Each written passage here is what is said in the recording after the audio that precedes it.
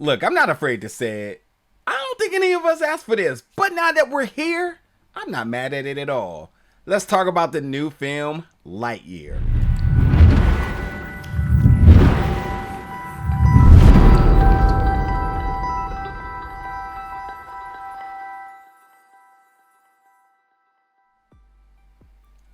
What's up, folks, and welcome back to the channel today for another review. And today we're going to be reviewing the new film Lightyear, which is coming to theaters June 17th. Yeah, it's coming to theaters, Imax at that. And that's a big deal because of all the recent Pixar films that went straight to Disney Plus.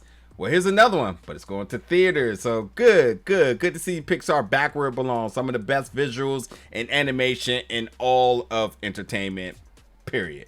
But yeah, if I had to pick a character from Toy Story, this wouldn't have been the one I would have selected. So I'm kind of like, Lightyear, And then I was like, no, Tim Allen, But I will say that I did enjoy this, and I have all of the notes for you about it. First off, I will say that yeah, if I had to pick another toy of Andy's, it wouldn't have been Lightyear. But now that we are talking about Lightyear, this is the story of the film that Andy watched that made him want to get the toy.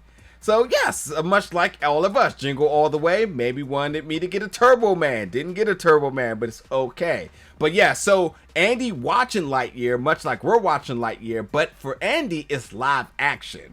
So that's a very interesting, very deep rabbit hole when you start to think about this, because we're watching it as a film. He's watching it as a film in real time that's live action. We're watching it in animation, which means that all of the filmmakers and everybody involved with that are actually inside of the Disney universe. Like, they're actual characters and whatnot. That's really trippy the more and more you think about it.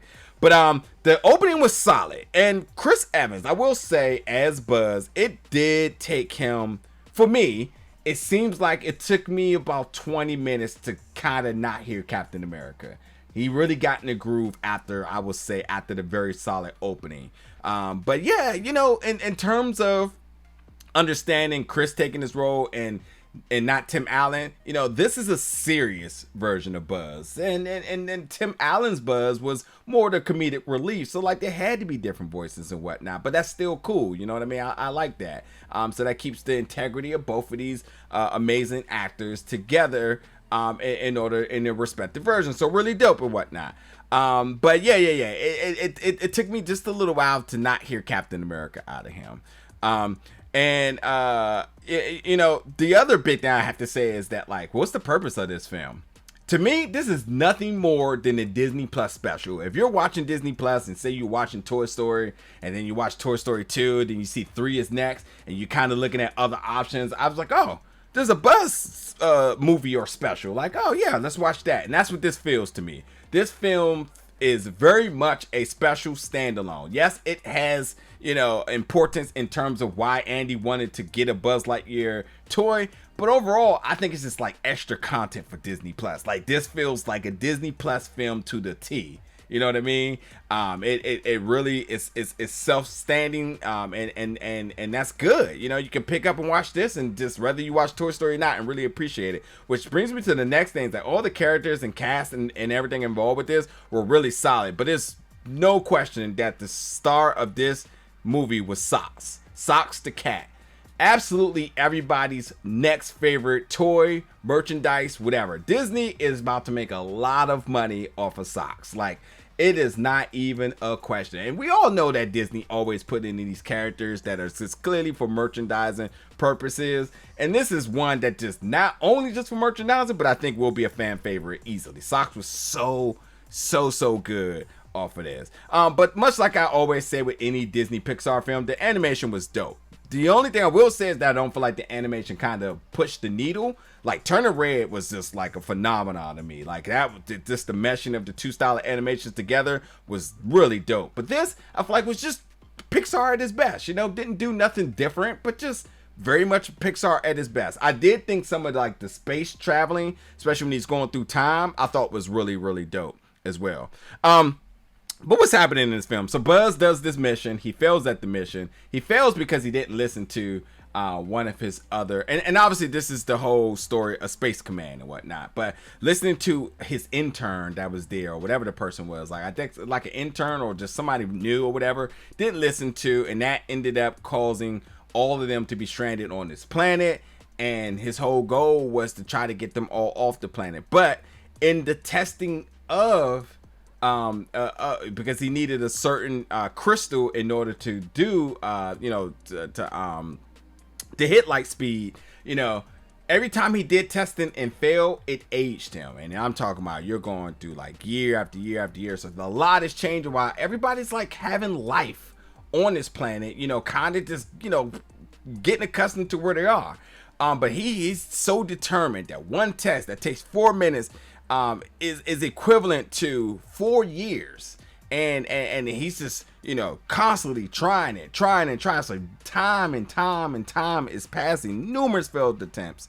But eventually once he figures it out, then that brings the attention. I mean, it's a bunch of different type of things that kind of happen. But he eventually figures it out, and that then now puts him in a whole new scenario. You got folks that are kind of like, hey, we're kind of cool here. You got other folks that you ran into that is obviously of interest of this crystal, a whole bunch of different things. Like Zurg is there, so we know the whole deal with that and whatnot. So yeah, it's a very simple story and plot, and it's really truly about, to me, Buzz identifying, like, the Buzz we known him to become as the toy, but also identifying like the things that he kind of missed out on in life, by being we know how Buzz is. Like, Buzz is very stern. He wants to complete the mission by any means necessary, and then sometimes he doesn't actually want to, like, he's stubborn. He doesn't take advice. He doesn't want to listen to anybody. He's super determined. He's always narrating his whole missions, which we see him as the toy. He does that as well too. But like, this is really him before he gets those big motivational speeches, and we see all the folks who kind of helped him, mold him become who he is, his best friend and all that other stuff. But like, by all means, it was just all about Buzz completing the mission. That's just his thing, so, with that, like I said, like, there was tons of funny moments, especially with Socks. Like the hyper launch animation was dope. All the iconic quotes and whatnot. I really loved the score. Michael Giacchino is just fantastic as always, and any film that he's scoring is absolutely just a must-watch film. Jurassic World maybe, but I think just what he brings to a film is always priceless. And just seeing this origin story of the Space Rangers and just his friends and just the different characters of it and whatnot. Everybody being stuck on this planet because of his miscalculations, but ultimately just seeing how determined he is to, like, really complete the mission and ultimately make his friends proud. It's stubborn to an extent, but like, we see him learn to become a better person throughout this story and whatnot. There was also a display of queer love, which I thought was dope. There was a big, like, this is going to be the first big queer relationship and kiss in a Pixar film, and like, it happened, and it was such a special thing. And I think that, like, seeing Disney really come to times with things, I thought was really special. So I really did love that with Commander Hawthorne, who's his best friend, who, again, he missed out so much time with his best friend because he's just so determined, missing out years and years and years. And Commander Hawthorne had, got her a wife, then end up having a kid, and then end up becoming a grandmother, just, all those sorts of different things. And just, why he was just determined to figure this out, alongside of his therapeutic companion in Socks. So, but here's the thing. Like I said, Tim Allen legacy is perfectly fine.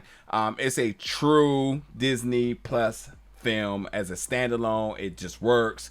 Learning about the backstory of the Space Rangers and just Buzz, and seeing who Buzz originally kind of was into who he sort of becomes, and like, why he doesn't become the comedic act in this, you still see why he's so determined, why he does the whole narration to himself, and then ultimately, because how this exists in the Toy Story world, this is the live action movie that Andy watched in order to want to get the Buzz Lightyear toy. So yeah, I think, you know, it's a very popular franchise, very popular character, iconic character at that. Folks are going to check it out, and I'm not mad at all. I had a lot of fun with it. Again, it wasn't a film that I was like, I need me a Buzz backstory. But like, now that I had it, I'm like, yeah, pretty good, pretty good. I thought the voice acting was solid with Chris, with Keke Palmer, everybody. I think that this did a fantastic job into growing life into these characters and just giving us laughs, you know, a laugh and a good adventure, some action, all that sort of good stuff. Pixar at its finest, you know, so. But yeah, check it out. Jump in the comments when you do. And as always, stay tuned for more reviews very soon.